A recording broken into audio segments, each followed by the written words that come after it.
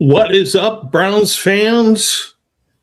Hope you're in a halfway decent mood after a good showing against the Bills. The Browns did not win.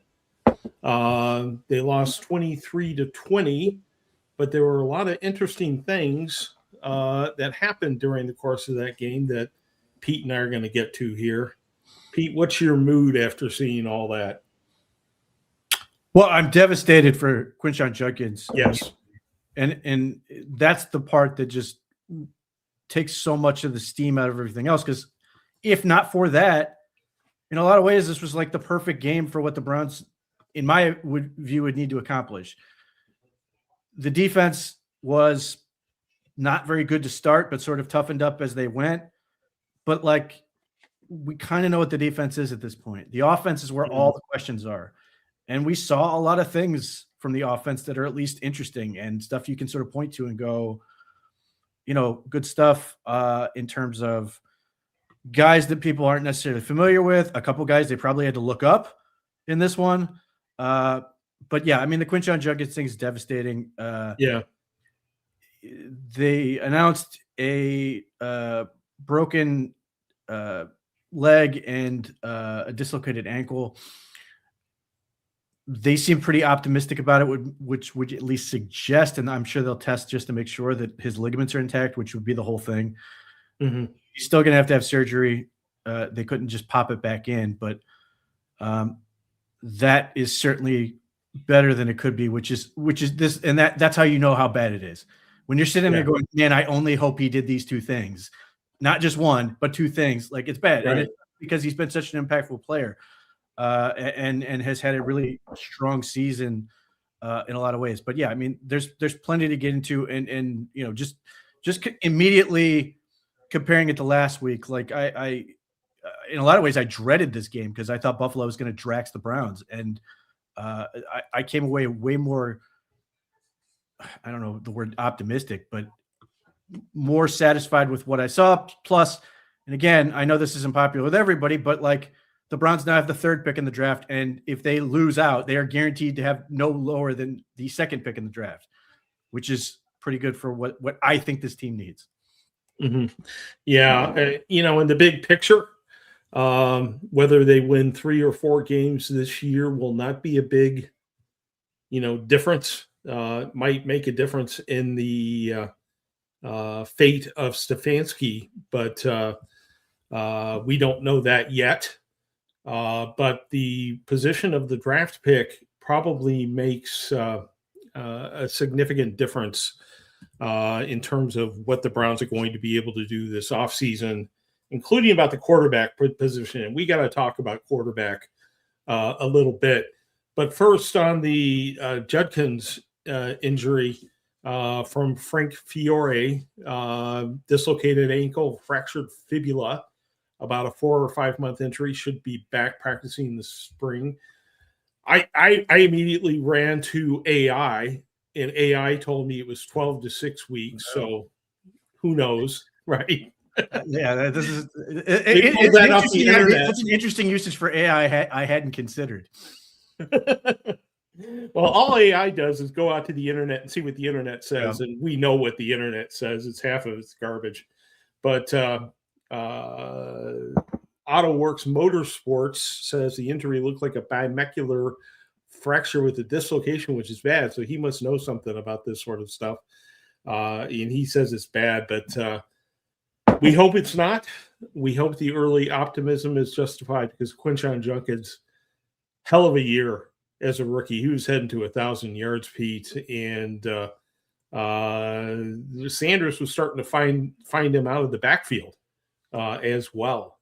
He had 6 receptions or 6 targets, at least 5 receptions before the injury.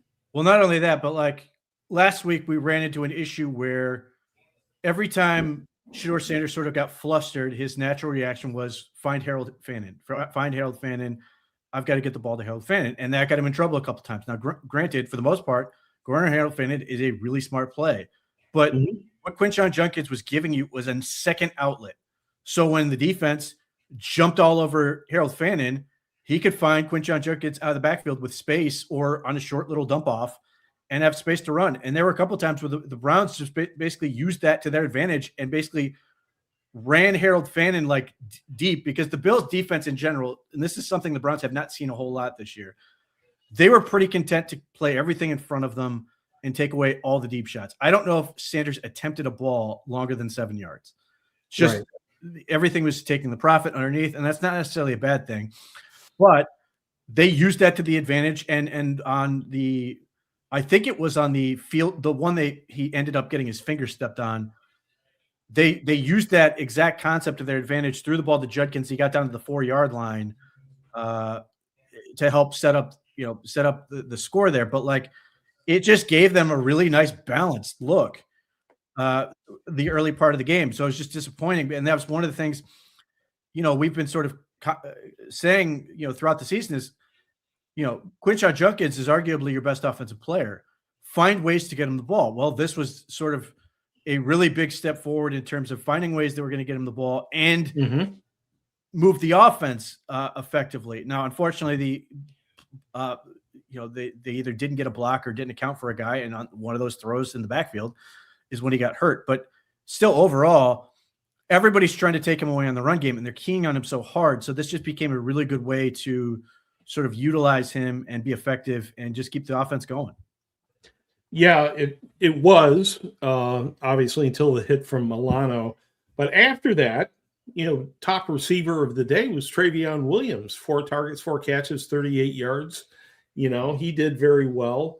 Rocket Sanders running the ball very effectively between the tackles indicates to me an improvement what the offensive line was doing, which is frankly unexpected, at least to me at this juncture. Yeah, I mean, Travion Williams, they did a really nice job with some of the screen stuff. They managed to catch the Bills, and a couple defenses just completely exploited them, including the one reception which went for 26 yards, which was on one of those screens. But Raheem Sanders was a guy I was excited when the Browns got him as a waiver claim, sort of adding to their rookie haul. Then he plays in the first game of the season. He gets a touchdown. And then Quinshon Judkins come back, and then we haven't seen Raheem Sanders even active until today. Right. So, and look, what you saw from Raheem Sanders, that's what he does. He will get behind his pads and he will slam into people, and he will find a way to just force his way down the field. And given what, I can't even remember the guy's name at this point we had last year who just fumbled away games and everything else, that big back that they had, which I liked at the time, but like in terms of getting a battering ram, Raheem Sanders is sort of that guy. And there have been a number of situations where it just seemed like they didn't have that element, and he gave it to him. And there were times he broke tackles. He was able to just fight through. They were really effective. I mean, one of the biggest stats that sort of was very indicative, I think at one point they were 8 of 10, but they ended up 8 of 14 on third down, which is way more efficient than they have been. But they were able to stay on schedule. They were able to get a lot of short yardage stuff and just keep the chains moving with runs. And Raheem Sanders, I think, showed well. Obviously, we're going to have to see a whole lot more of him now with Judkins out. So, I mean, we don't have Jerome Ford. We're sitting here going into next season going, well, we really like what we've got in Quinshon Judkins. We really like what we've got in Dylan Sampson, who I hope can come back, but I'm not necessarily optimistic on that, although they're not saying calf anymore, which is good. They're saying hand. So now you've got an opportunity with, if it's Travion Williams and Raheem Sanders, if they're going to bring in somebody else, presumably they will, get an early look at guys who can potentially help fill out that room. I'm hoping a guy like Raheem Sanders can do it. I thought he was a really good college back between Arkansas and South Carolina. But, I mean, I was impressed with the running game overall. They were doing there was a point in the game where you're just like, they're moving the ball, and you're sort of looking at the cast of characters they have. Travion Williams, Raheem Sanders, Shedeur Sanders running the ball, Malachi Corley, Isaiah Bond. Like, if you're not following this team, I don't know how many of those people you could possibly identify. If you're just a random viewer, you got to be going, what league is this? Because I don't know who any of these people are, and yet they got a nice little rhythm going. They kept the Bills defense off balance. They will do some misdirection stuff. I love what they're getting out of Malachi Corley. And not, the sweep stuff is great. Like, the jet sweeps are fine. But what they do with him so often is they use him as a misdirection key. Because if you send him on that motion, the defense can't just like watch him run by. They've got to adjust and key on him. But then he'll also just be a wham block and take somebody out as part of the run game, or just use that motion to pull defenders out of the box and just run the other way. Like there's a lot of elements of window dressing and some of the other things that you're able to do. Combine that with some of the stretch play action stuff they were able to get going on early in the game. I just thought the game plan was pretty good overall. And until the end, I thought a lot of the time they had the Bills defense off balance. Mm-hmm.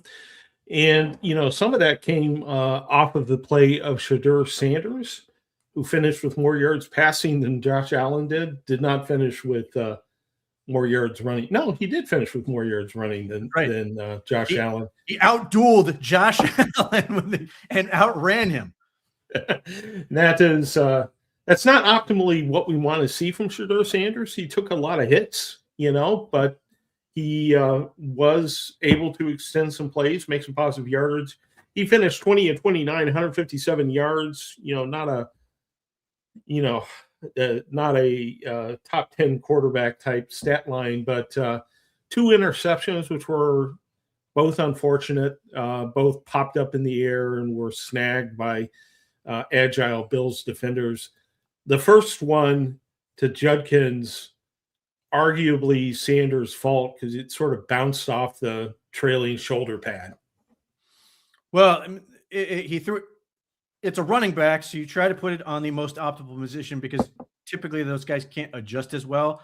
I think Quinshon Judkins has better hips than most, but still, that's still a difficult catch. And not only that, but given the distance, how hard he threw it made it tough. Yeah. The unfortunate reality is then, of course, the ball just happens to bounce up in the most friendly possible way for a defender to pick it off. So, I thought J.J. Watt was right on the call. He's like, he makes the right read. He does everything right. You just got to put the ball in a better spot. And that would have been a positive play. And that's unfortunately happened in a couple situations. I think the second interception I put on Sanders, and it's largely just because he was late. There's 2 elements with Shedeur on that play because it looked to me like he had Cedric Tillman right now, early crosser, and then he held on to the ball. And then for whatever reason, and maybe I'm reading too much into it, but at times it feels like when Shedeur Sanders has to sort of take the profit and take the check down, it's almost as if he's like, 1, resigned to it, and then 2, takes it for granted a little bit. Like it looked, it didn't look like a guy who was like excited, really efforting to get the ball there. And I'm not saying that's what caused the pick, but there are times where it just seems like he's not as doesn't have the intensity of a guy who's like trying to just make a play. It seems like there's this feeling like, oh man, I have to take the check down. He just sort of casually does it. It's easily tipped up in the air and picked. Ultimately, again, the interception is not because he made some terrible decision. It's just because if he get the ball out on time, I think he had Cedric Tillman for what at that point would have been the longest pass of the game in the air, I think. And, there are just times where Shedeur Sanders doesn't process as fast as we'd like him to. And it just sort of fed into what I think was sort of a roller coaster day, because I thought there were a lot of good things, especially early in the game. And then, sort of fell off at the end, which I think, others helped in that, but certainly we've seen this all too often where Shedeur Sanders is a player who, when you need him to sort of be that guy, he's not there yet in terms of the internal clock and some of the other stuff where you're just like, because what's the first thing everybody said in the chat when we got here? You can't take that sack on 4th and 2. And that's unfortunately all too often a refrain we are having. Why is he taking a sack on 4th down? And it makes it tough. You've got to get the ball out. You've got to understand the situation and give your guys a shot. And, that's things he's got to learn from, things he's got to continue to improve upon. Well, there's a lot that we got to figure out. We, meaning the Browns, have to figure out over the last 2 weeks of this season. Jeffrey asked the question, is it me or does it look like Shedeur Sanders hit a wall or ceiling? And we've talked on this show, Pete, you've talked on this show about how growth is not linear. It tends to come in fits and starts. Do we think that there's further growth available for Sanders? Who knows when it will show up, this year, next year, whenever. But he doesn't seem like someone who has hit his ceiling to me, because there's so many things that still could be improved by coaching. Oh, I think he could get significantly better. And I'll be honest, like, there are elements in this game where I thought he was better. I think the Bills, which is sort of reverse of what we've seen, sort of made sure he couldn't beat them deep. They took away his ability to go down the field. And I'm not sure if earlier in the year or in college he wouldn't have forced the ball down the field and thrown a pick trying to do that. Today, I thought he was smart in his judgment, and I think the flow of the offense sort of allowed them to do this. He did a lot of taking the profit, being sort of a distributor, and letting guys make plays after the catch. And if not for those 2 picks, if we're coming, if the Browns win that game and he's 20 of 29 with a clean sheet, it could be 157 yards. I think most people are going, look, he took what the defense gave them. He was diligent, and ultimately the Browns came away with a win. Like, I think in some respects, I do see some growth in terms of him processing what he's seeing. I think he gets I do think he still can be a bit of a slow processor in terms of figuring out what the defense is doing. But I also think there's an element of that where he really wants to go down the field and then just sort of feels like resigning, like he's conceding by taking the underneath play. Mm-hmm. But I do think he made some smart decisions in that, and it allowed the offense to keep going. And again, early in the game, they did a really good job with some of the play action stuff, booting him out, and just a little dump off to Harold Finn and let him do all the work. Like, so, and I think this is going to be sort of the story with Shedeur Sanders, and particularly coming off that Bills game where the Bills run a ton of disguise coverages. So do the Bears run a ton of disguise coverages and stuff. So do the Bills. So just from that standpoint, here's the difference from last week to this week. He didn't get trapped. He didn't fall into the trap the opponent set that he did last week. So is that like some huge step forward? No, but it is sort of like him sort of taking the information as he's getting it and trying to play into it. So I think there's some good stuff in there. But look, the bottom line is, like, as we sit here and we talk, you cannot go into next season going Shedeur Sanders is our starter based on what we've seen. It's just not realistic. You have to have some other plan. If it's going to be taking a quarterback at the top of the draft, if it's going to be a veteran, fine. And you can say, tell Shedeur, you're going to compete for the job, and if you win it, we're going to give it to you. But you can't go in with no parachute in that sense, based on what we've seen to this point. Yeah, we're getting a lot of questions along those lines, and let's circle in on that here for a few minutes. Josh says Shedeur just can't play on time, holds the ball too long. His issues exceed the timetable the Browns have at turning things around. They need to draft a quarterback in 2026. It's time. And that opportunity may present itself to the Browns the way that Tankathon is showing them in the third hole in the draft, and with the Raiders and Giants playing and Raiders playing another game against the Chiefs. Anything is possible here with the Chiefs sort of bailing out on the season as they appear to be. We've also got Chris basically asking, I know it's early, but do you see Sanders taking us to the promised land? And I'm sort of falling into the same position that you are, Pete, in terms of taking a quarterback next year, in that 2 great quarterbacks would be a very pleasant problem to have. Yeah. How many years have we've been at this where we go, well, the Browns are bad, but they're not bad enough to get the quarterback. And then, or we've been, the times where the Browns have had the number 1 pick, they've either taken Myles Garrett when it was very plain and obvious that the quarterback that was available there, the one everybody wanted, wasn't good enough to take over Myles Garrett. Then they obviously got Baker Mayfield, but like, other than Baker Mayfield and Tim Couch, that's it. Like, all your other quarterbacks you've taken in the first round were in the 20s. So look, my only condition is that the quarterback you take is the one you really want. Because we just did this last year with 2. It was clear that there was no quarterback worth taking with the 2nd overall pick. So don't force it. So this is all contingent on the Browns saying, one, they're in position, and two, saying there's a quarterback worth taking. If not, then they've got to go with an alternate path. But let's say the Raiders win either today, which is probably not going to happen, or they win next week, or the Giants win next week, and then the Raiders win the following week, and the Browns somehow end up with the number 1 overall pick. Unless Fernando Mendoza falls off a cliff, I'd be very surprised if there's any reason not to take him. So, I mean, that's what it comes down to. And if the Browns' problem is that they have 2 quarterbacks that they can work and figure out, that's okay. Like this is a weird thing with the NFL where people make it into this thing where having quarterbacks is a problem. I don't remember it being a problem for the 49ers when they had Steve Young and Joe Montana.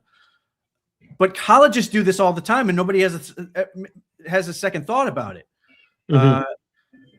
But for whatever reason, the NFL, this is some huge issue to have multiple good options at quarterback. Like Shedeur Sanders, I think is talented. I think there's reason to keep going with him. I'm certain, I see enough in him that I'm not going to be we've got to get rid of him. But I also can't bet my franchise on him. And until you have a guy where you're saying, I can bet my franchise on this guy, you're in the quarterback market. So you have to make the play that's best for you. So if they can get Fernando Mendoza in this case, I think that's the best play. Yeah, unfortunately, I think the odds are sort of against that. I think we wind up in the second or third position where we're evaluating Dante Moore.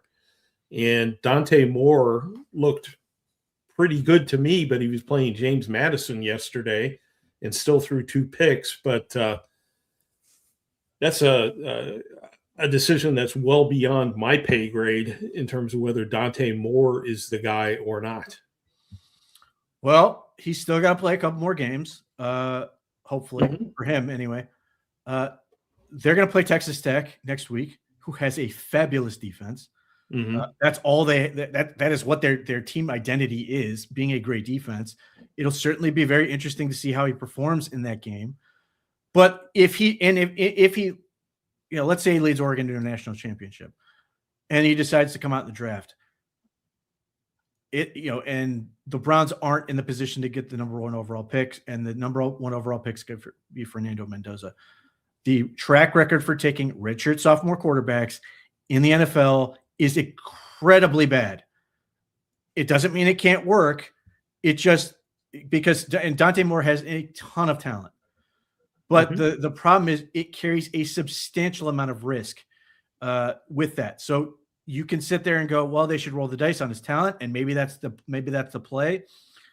But that might also be a situation where the Browns basically do what they do with him, what they did with Carson Wentz, which is basically trade down from that pick and get a whole bunch of stuff from somebody else, basically saying we're not comfortable enough to take him with the 2nd overall pick.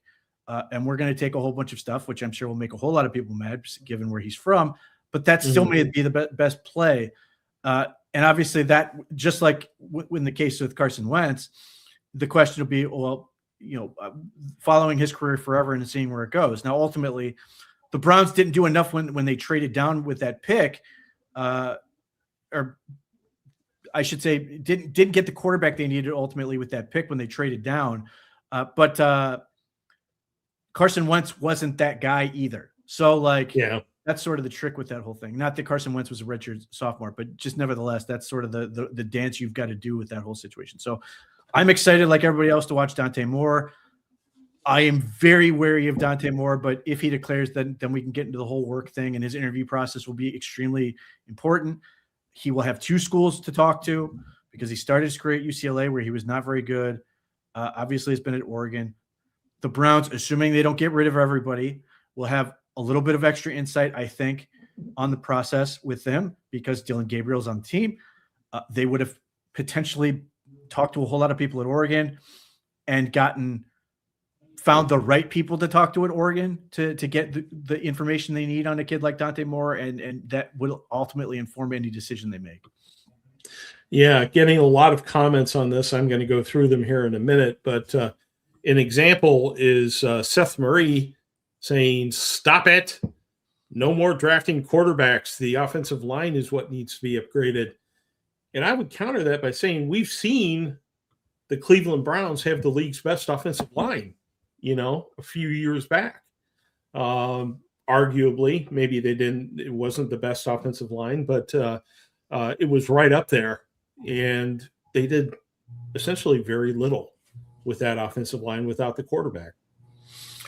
Not only that, but there's no clear guy. So if you bypass it, again, if you're in a position to take the quarterback and you bypass it, what are you bypassing it for? Do you automatically get a great offensive line out of it? Not necessarily. Is there a guy that stands out and you go, that's the guy you got to take? Not really. Now, if you're saying through the lens of, if you're looking at this through the lens of, well, I don't want to trade up. I agree with you. I don't want to trade up either for the reason, all those reasons. I don't want to give up more assets that I could use on the offensive line, but the Browns are going to have free agency. The Browns are going to have potentially trade market. And the Browns, let's say they take a quarterback, are still going to have the rest, basically a full draft and then some, to add offensive line talent, which would include another first-round pick. So if they were to end up with the first pick of the draft and they take Fernando Mendoza, they would still have a first, a second, a third, so on and so forth to draft all those things. So my answer to that is you can do both. It doesn't mean it's going to be easy, but the Patriots did less. The Patriots got Drake May, had no blocking, and then waited a year to get Will Campbell and did some other things in the meantime to sort of like try to make it the issue. But he was just that good that he could sort of deal with it for a year. But I don't look at the Browns in the same way because and the other part about it, the Patriots completely blew to the rest of that draft. Drake May is the only thing that draft has produced for them. The Browns obviously would have to make those picks count, but if they get the quarterback right, everything else is so much easier. And, some of this is clearly where they are in the season and sort of how the season has gone. Look at the Chiefs this week without Patrick Mahomes. And obviously when they lose Gardner Minshew with an ACL tear and they have to go with Chris Olodokun at quarterback, it sort of exacerbates the whole issue. But all of a sudden they're the Cleveland Browns with less defense. That's just how much of a difference having that guy makes. So I completely understand the concern. Yes, they've got to get a line, but they will have had free agency trades, all that stuff before they ever get to the draft and get that quarterback. So if they can address some of those pieces beforehand, it will make it a lot easier for them to then pick the quarterback and keep adding. James McGee makes a comment that I absolutely agree with. He says, if the Browns draft a quarterback in the first round, that's cool, but I won't be watching anything but the game. The media will be unbearable. I don't think it'll just be the media. I think that there will be an explosion of people saying, the Browns aren't doing right by Shedeur again if they pick a quarterback. Then again, if they don't pick a quarterback, there will again be an explosion of people saying that they had to go get a franchise quarterback. I don't see any way that they come out of this unless they fall into the first pick in the draft and draft Mendoza that, they're going to be perceived universally as having nailed the draft. As long as they're in a situation where two good guys are competing, great. Like that's all I could hope for. The issue you run into is if we're watching training camp next year and we're going, woof, neither of these guys can play, then that's the issue that you don't want to be messing with. But get guys who can play and figure it out. Yeah. Comment from Jeffrey Champion. The Shedeur Sanders fans are going to go crazy once the Browns draft a quarterback. I think that's absolutely true. Comment from PMP 5240. Sanders is tied for the most 30 yards completions 10 since 2000 for rookie quarterbacks. And so that's interesting as well. And Auto Works Motorsports says we must stop looking at free agency as a valid way to fix the OL. There is one dude who may be decent in this class, and he will demand $100 million plus contract to be mediocre. I'm not sure who that's a reference to. Who do you think that's a reference to? No, I would guess it's probably the right tackle for the Colts, but what he's really referring to, I think, is the guys Carolina signed. Who got $100 million. But the thing is, Carolina, like their line is effective now. Like it was sort of panned. Oh, Rasheed Walker. I don't know that that's necessarily the right answer. Carolina obviously got, some attention for basically, and was made fun of at the time for basically paying Tepper bucks because they had to overpay to get guys to go there. Yeah. But here's the thing, their line of scrimmage is good. The other part about that is I don't think you necessarily have to get all big ticket items. You can get a whole bunch of mid-tier guys who, and the carrot there is they get a chance to compete and start, and you make a group out of that. Like, I'm not going to sit here and tell you that Tevin Jenkins is the answer, but I like Tevin Jenkins as a signing. I like Tevin Jenkins as a process pick. I like that thought, that way of thinking. So if they can get, let's say they get one big ticket item, and I'm not necessarily suggesting that Walker's the answer, but you mentioned Litterbob, who I think is a very good player. I don't know if I necessarily am thrilled at the idea of paying $20 million for a center, but if that is your big ticket item on the offensive line and you can draft / mitigate the cost of the other 4 guys, okay, like I can deal with that. That's sort of the creativity they can sort of use with it, and 2, just gives them ways to sort of approach the situation that with the amount of things at their disposal now, that they can attack this from a number of different angles. I'm ultimately with anyone saying we got to draft our way out of this. I agree, but like, if they can get a couple cogs that fit, they can be a decent player, can be at least depth. I think that's the way to go. And the Browns may have some of those. I don't love Cam Robinson by any stretch, and I don't think he necessarily played it very well in this game. But he would be an example of an insurance policy that you could say, yeah, I don't love this, but I know he can play left tackle. And if I'm trying to ease in, I can make sure I have that, and then hopefully they surpass him, which is the thing the Houston Texans just did. They used him as sort of the floor, and then they drafted Ariante Ursary to be the ceiling. Like that type of thought process makes sense to me. So I'm not saying that free agency is the answer. I just think the Browns need to explore every avenue to find guys that can get them out of this way, especially if they're going to take a quarterback, because then if they get that pick right, then it's going to save them a lot of money elsewhere, because they're, obviously the Watson contract is going to soon end. And then you have the contract on the rookie deal. And by the time you get to the end of that rookie deal and you're hoping this guy is ready to lead you to a Super Bowl and all this other stuff, that you can hopefully then draft your way out behind them so you don't have those high cost things and you run into a situation like the Browns just did, where they had the combination of $230 million quarterback and 4 premium offensive linemen all at the same time, which suddenly eats up just a ton of your cap. Right. Well, we talked about an alternative at the quarterback position is bringing in a veteran. Might be kind of a compromise, giving Shadur more time to develop, perhaps learn from another quarterback. And one that was mentioned by Jeffrey Champion is a guy who's I thought looked good when I've seen him this year is Geno Smith. What do you think about that as an option, Pete? I was very impressed with Geno Smith when the Browns played him, because the Browns hit him 20 times and he still threw for almost 300 yards and had a couple balls which looked like it could have beat them. So look, he's a professional quarterback. I think he's stuck in a terrible situation with the Raiders outside of Brock Bowers and Trey Tucker. They don't have much. I think if you were able to address those other things and bring in a Geno Smith, and this is again, if the Browns are out of position, you get a Carnell Tate, you build the lineup, and all of a sudden, I think you've got a lot going there. The guy who played for the Green Bay Packers yesterday, Malik Willis, is going to be a free agent. He's probably going to be a starter somewhere. So he's another avenue, and he's obviously much younger, and his style is a little bit more of that of a risk taker in terms of just how willing he is to sort of hold on to, and then run with the ball. That you sort of have to be okay with that. But he's been good since, especially since being traded to the Green Bay Packers. So he's another option. There will be options for both of these, but everything's going to be dictated by ultimately, one, where the Browns end up in the draft, and 2, how they evaluate the quarterback class, and then everything else will come after that. Yeah.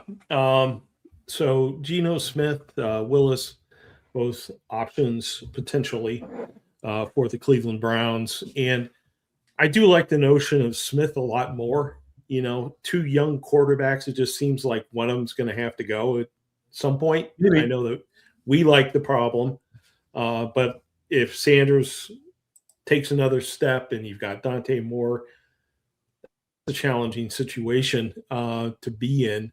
But again, much better than having no quarterback at all. Comment from Josh Myers. He says, no new coach will build around a fifth-round quarterback. Well, let's talk about the coach here for a little bit. The Browns' effort the last couple of games, let me just say, has been a bit inconsistent. The players look like this game meant something to them playing at home. The team typically does better at home. This team, the 2025 Browns, have been doing better at home than on the road. An effort like this says maybe it wasn't just lack of talent against the Chicago Bears, that maybe the team was ill-prepared, didn't have a good game plan, just had a down week for some reason. How do you explain the difference between the two performances, Pete? Well, I think they limped into the Chicago game. They were dealing with a bunch of injuries.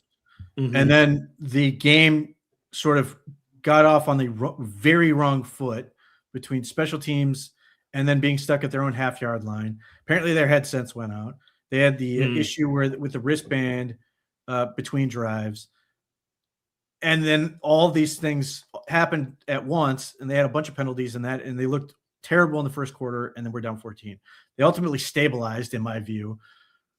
At one point, we're 14-3 with a chance to go score again. They were past the 50-yard line, ultimately threw a pick. If they get back to 14-10, I don't think anybody really questions that. As bad as the first quarter was. This game, I think the game plan was better. I think they did a really good job dealing with what the Bills were throwing at them. But the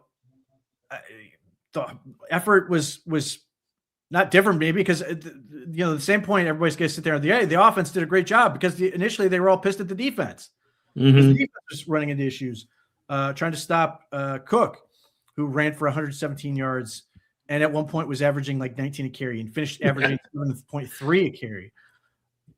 Like at some point there's an element like everybody loves to pick on effort, but like Quinshon Judkins is a great example of why guys can't play half speed or not with effort. Yes, there are things you can do that don't show great effort, but by and large, this group cares and they try. They're just not very good. But obviously in this game, they were better. Some of that was, I think they got off to a good start. I think some of that is a product of being the difference between a younger team and a veteran team. I think getting off to such a poor start in that weather and everything else just sort of sucked the life out of this team, which is not an excuse. I just think that's sort of what happens to young teams. And then this game, I think the Bills let them in the game early. And when you do that to a team like a young team like this, you give them belief that they can go out and win. And that sort of builds. And they got momentum doing that. So, we got media reports that from Tom Pelissero and Ian Rappaport, I think, who said that basically ownership still has not made a decision on Kevin Stefanski. If you had been subscribed with the OBR, you probably would have known that for about the past, 4 months. Yeah. But one of the things that they've been looking for was, obviously was how these young guys were going to develop and fight.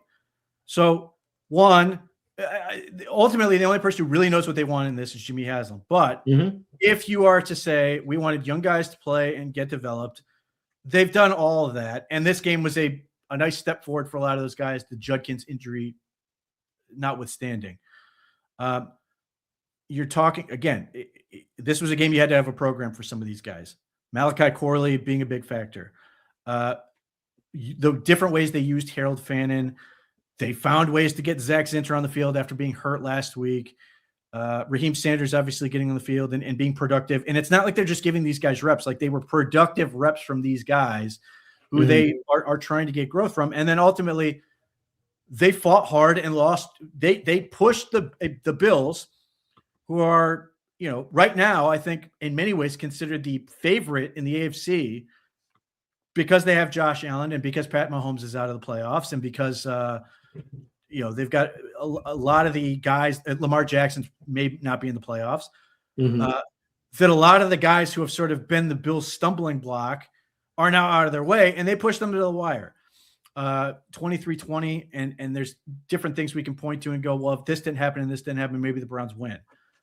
So from that standpoint, you sit here and you go, okay, they're fighting, they're getting better, and they're doing the right thing. So if those are the metrics that Jimmy Haslam's looking for, and he also gets the benefit of being closer to potentially being the top pick of the draft, then he might be happy with his performance. But ultimately, I don't know.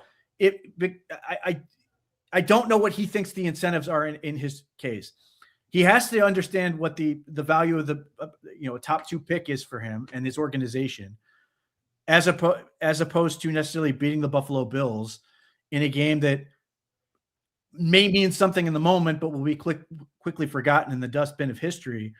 Whereas the pick can potentially lift the team and change their fortunes in a way that's going to make a meaningful difference for him. So what is more important to Jimmy Haslam? I don't know the answer, but just based on the metrics we've sort of been presented, I have to think that this was a successful game in his mind, as opposed to last week, which was not as good. Obviously, losing by 4 scores is never good.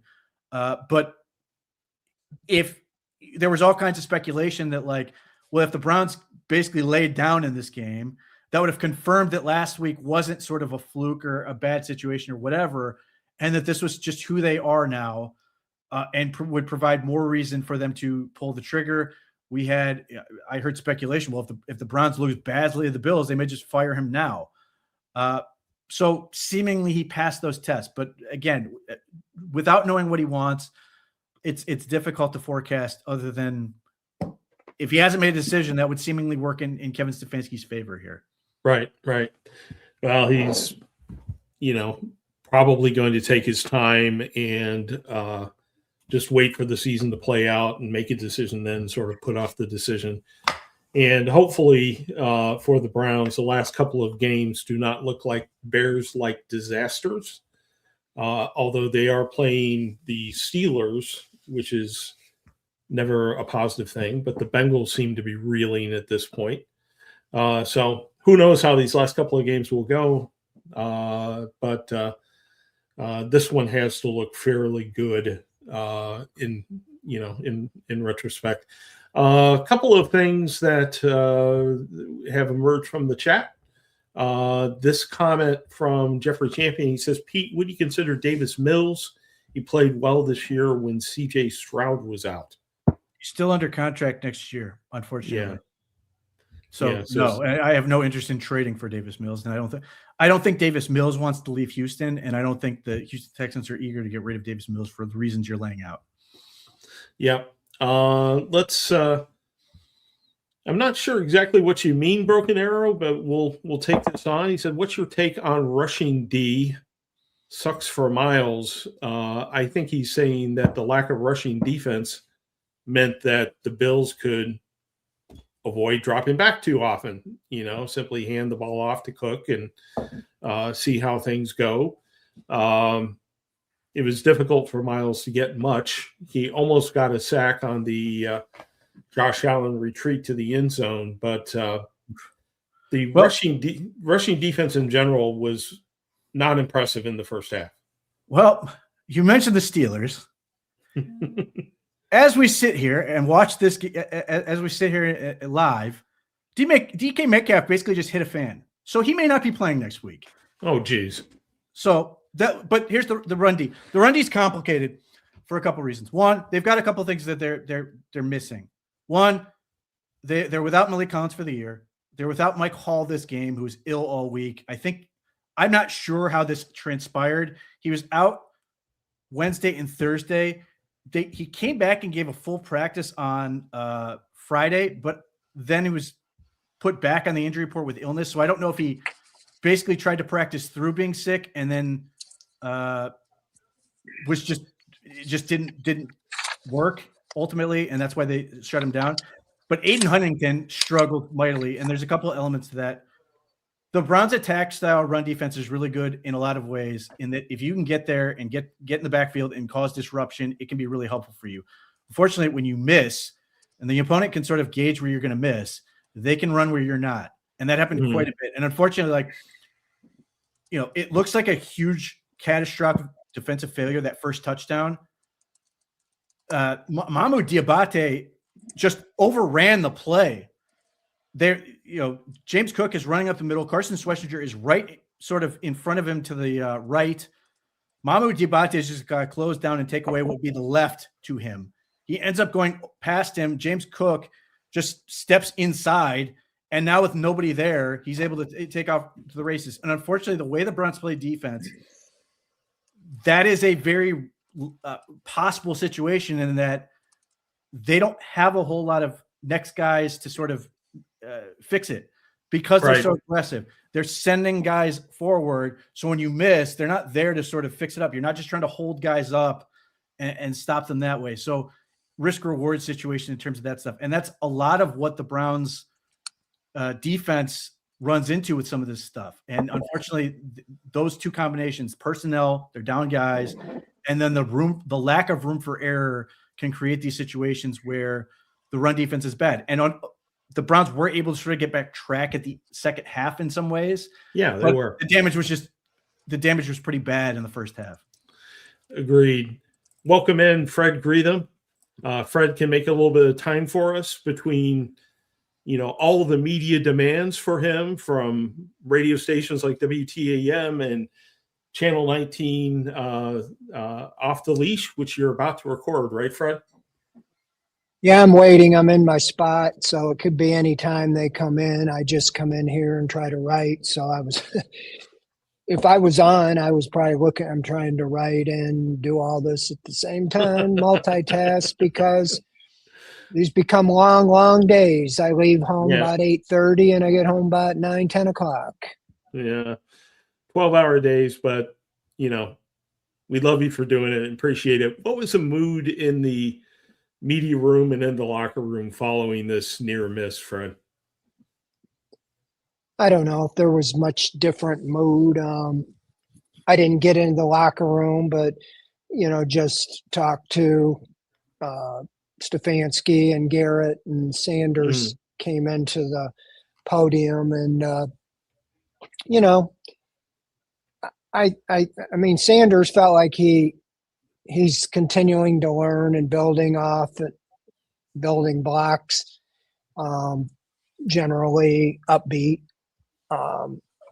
Garrett, slept off. He did admit he wanted to get the record. He had family in and stuff. But, I mean, it's one of those that you kind of played better than you thought you would maybe against the Bills. Could have won the game. But probably everybody's like, we might as well lose this game. Nobody's going to say that, but players don't feel that way. But I don't know. I mean, the Browns do what they do. I just saw live. I don't know what happened at the end of the first half. If the Horquez just dropped the ball or what, but I just saw him throw it into the sideline, which what did that accomplish? But there's the difference right there against special teams. And then near the end of the half, they had a sack or something. It was on the 1 yard line, and somehow they had mismanaged all their timeouts and couldn't stop the clock, or they'd have been in great shape. Yeah. So, it's just they find ways to do things. I think a lot of the air was taken out of the sails with the Quinshon Judkins injury. You just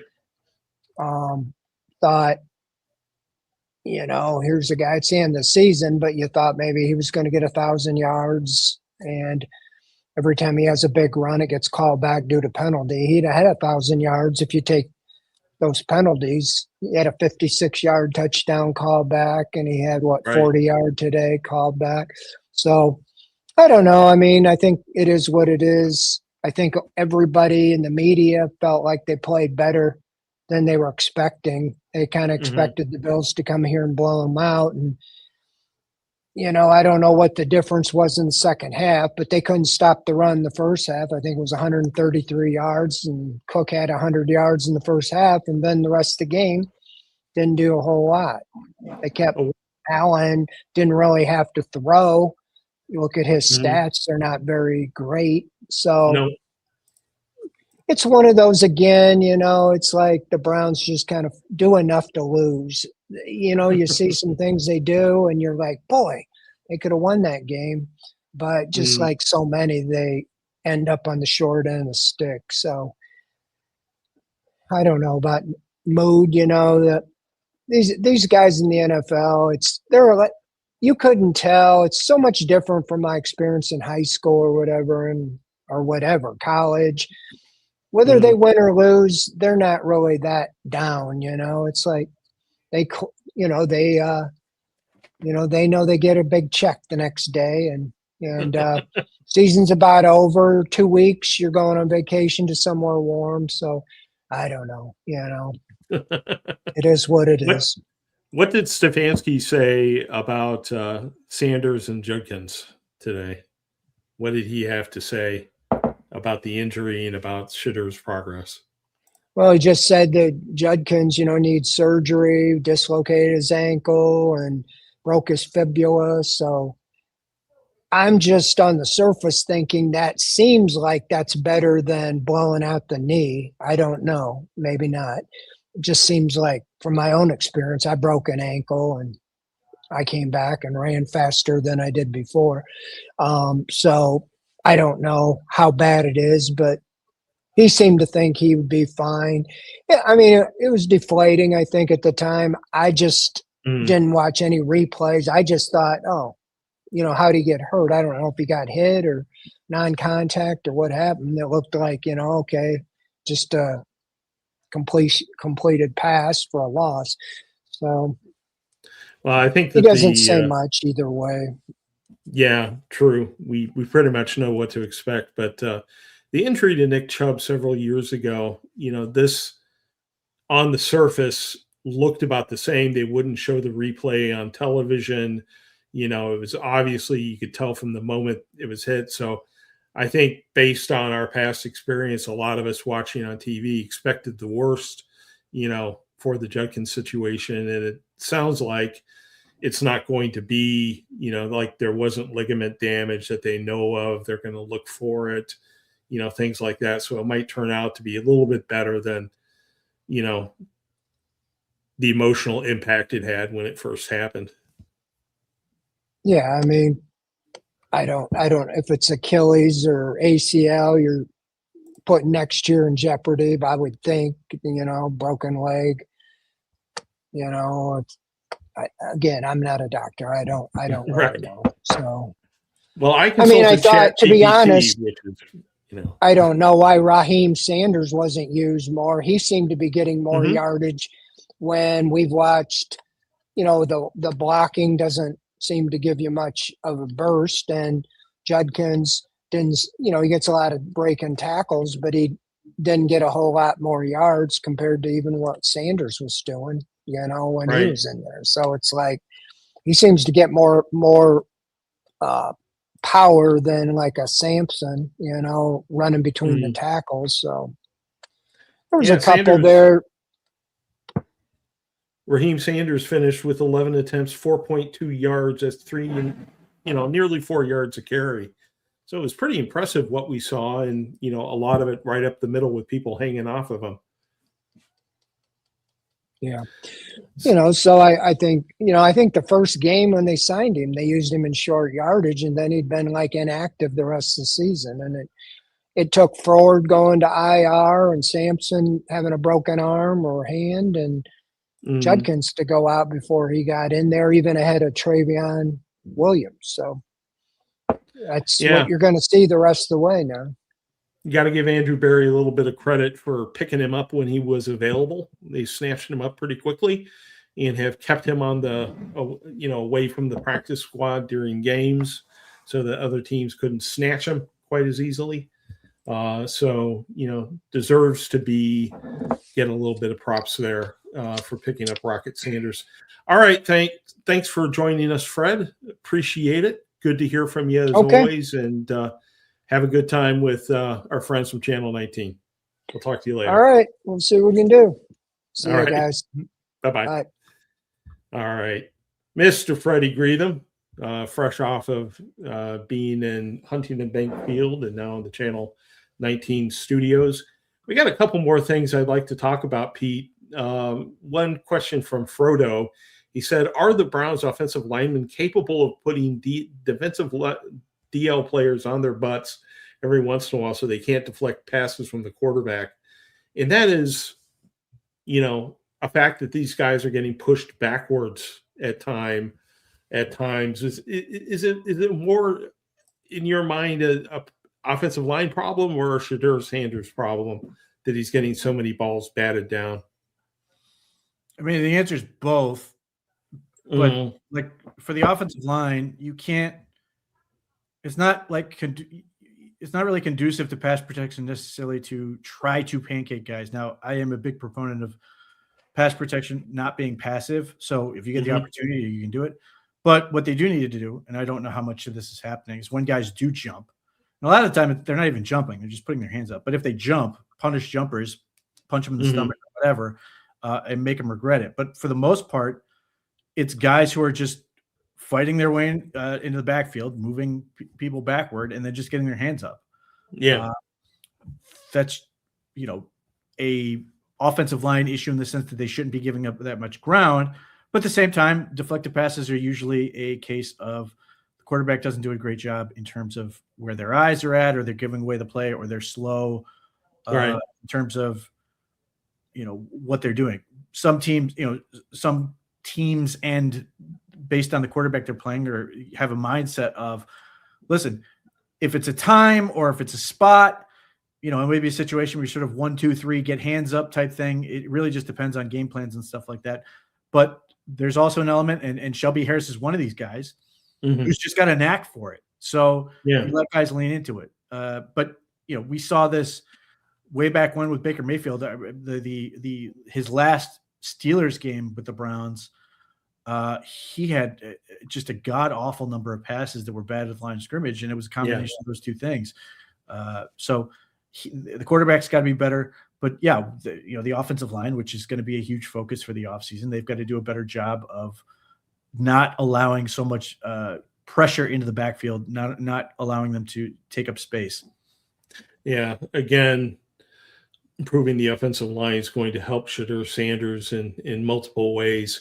Comment from Josh Myers. He says, I think if they can't keep Tommy Rees, it's going to be a hard sell to keep Kevin, who would be on his third offensive coordinator in 3 years. Is that a bad look, in your opinion, if they lose Tommy Rees?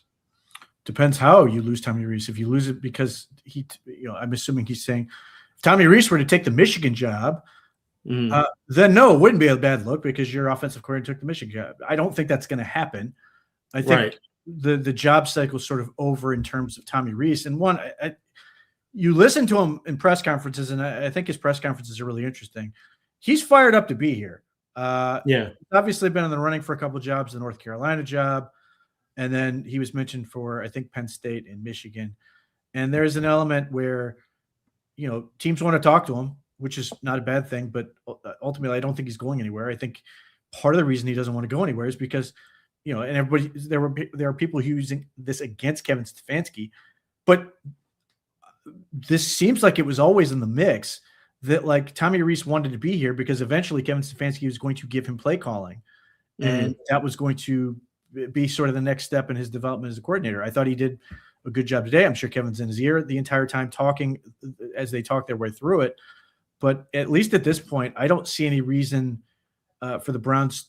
If Kevin Stefanski could be here, I would expect Rees to be here. Yeah. I think he is very well positioned. I mean, you inject more offensive talent into this team next year, on the offensive line and in the wide receiver room, improve the offense. Rees is going to look like a magician, for what he did here in Cleveland. And, the offense was so bad, but the potential, if we can inject some more talent into this offense, is pretty good for 2026 and would make the offensive coordinator, I would think, a highly sought after prospect. I imagine that like everybody else with this organization, they're sitting here looking at the offseason going, we get to build this offense. Like that's an exciting prospect for that. And unfortunately they need to build it a lot more than they probably would otherwise like to, but it is an exciting prospect to be able to say, hey, we're going to go out and get an offensive line, and we might be able to pick our quarterback, and we might be able to do this, that, and the other thing, and just keep adding and shape this thing in the way they want. Right. I'm a big proponent of getting guys who have college experience or have been recently in college, because in terms of innovation in football, the game travels up.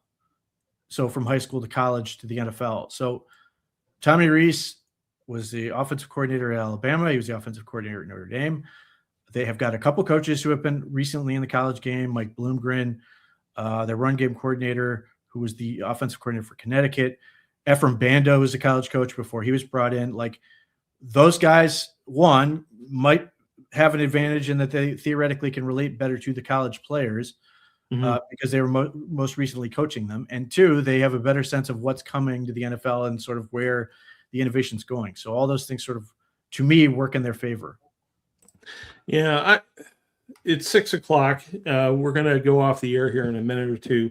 We got a comment from Chantel Marie saying, why nobody called Peyton Manning trash his rookie year. He had 28 interceptions and a completion rate of 53%, but want to call Sanders trash. Look at this team this year. I guess the first thing is that Peyton Manning obviously did have a rough rookie year. I mean, that's well known. But I'm not hearing people calling Shedeur Sanders trash, at least not on this channel. We're not calling him trash. I think there's been a lot of commentary here about how he needed NFL experience, how he needed, to learn the playbook, to unlearn some bad habits. We don't know how high his ceiling is. And that's one of the things that's going to make this offseason so interesting, is that I don't think these final games are showing you exactly what his ceiling is, other than there's probably some things that can be coached up. The ceiling's higher than what we see right now. Would you agree with that, Pete? Or I agree, but there's more to it. It just comes down to investment as well. Not only Peyton Manning in 1998 being the number one overall pick, but that was when first pick of the draft contracts were fully, like, insane numbers of money. You couldn't necessarily. So you not only had a huge pick that you were invested in, you had financially invested significantly into the player. So you're going to naturally get more room to sort of figure it out. Shedeur Sanders was a 5th round pick and has 5th round money attached to him. There's no necessary investment in him. I think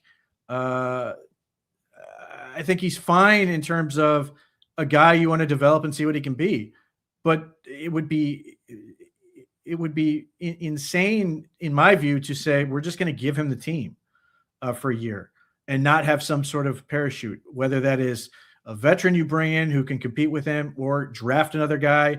And here's the thing, like, you draft a guy and Shedeur Sanders is better than that guy, they're going to play him. And ultimately he's going to be able to win on that. But, like, this is sort of the reality of the situation. It doesn't apply just to quarterback. It applies to any position. There's an investment element to the whole thing. And the Browns can't afford to just be like, well, we used the 5th round pick, so I guess we're stuck with it. Sanders understands better than anybody he's going to have to fight and scratch and claw and do everything he can to sort of earn everything he's going to get. I think it's great for him. I hope he stays healthy, that he gets these next 2 games to continue to fight and improve. And as I've said numerous times, I would love to be in a situation where the Browns have 2 good quarterbacks, and that's the challenge, is picking between the 2 of them. But there's no way I could, if it's not Kevin Stefanski, I don't think there's a coach on earth who isn't Deion Sanders who would just simply say, yeah, I'm good with Shedeur.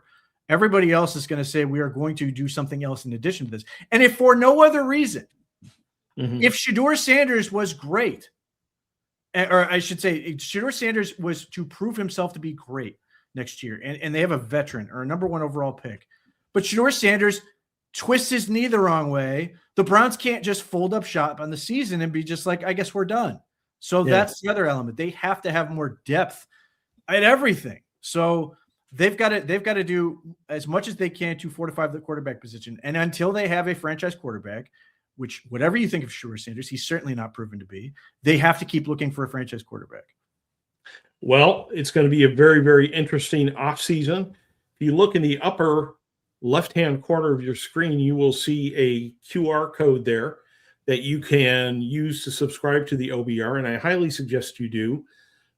We are planning a big off season of coverage. When everybody else steps down, we kind of step up in the off season. And so we would love if you would join us in the VIP area in those forums for what is going to be a very interesting off season. I just want to thank everyone before we go, everyone who joined the program, everyone who was in the chat room feeding us questions. Great stuff, guys. Really appreciate it. And of course, thanks to Mr. Pete Smith for sharing his knowledge with us here this evening. Pete and I will be back alongside Lane Atkins for Gang of Three tomorrow night at 7:15. So hopefully we will see you there. For Pete Smith, I'm Barry McBride. Good night, everybody.